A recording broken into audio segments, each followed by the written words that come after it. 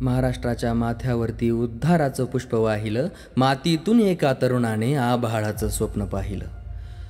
धुमसत होती इच्छाशक्ती, जसा निखारा लवलव करीतो, जशी लाटेशी भेट साधण्या स्तब्ध किनारा अर्जव धरितो. असा एक अवलिया ऋतू जो काटेवाडीने जगा वाहिला, यशवंताची फुले पेरता महाराष्ट्राने शरद पाहिला.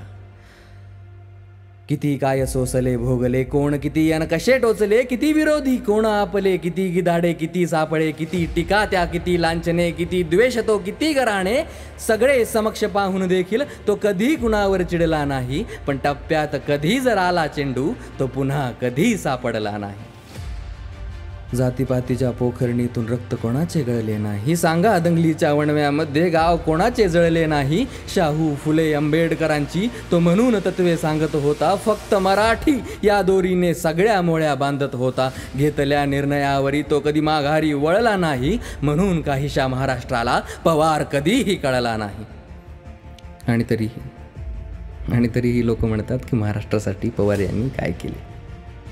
तरी महाराष्ट्राकरिता पवार यांनी काय केले सांगा म्हणता. तरी महाराष्ट्राकरिता पवार यांनी काय केले सांगा म्हणता. कर्तृत्वाच्या या मेरूला साध्या सुतळीने बांधा म्हणता. सांगून बघतो जमेल तेवढं, मी पुराव्याखेरीज बोलत नाही. या मुंडेला बस लिहिता येतं, राजकारण मज पेलत नाही.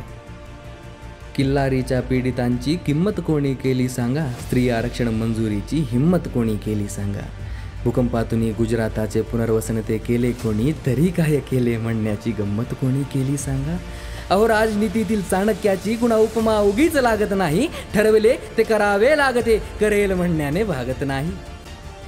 श्रीमंतीचे हेवे दावे, जमिनीच्या बाता भ्रष्ट दिखावे, मग अनातराजू घटनेचा जे काय वाटते ते तोलू.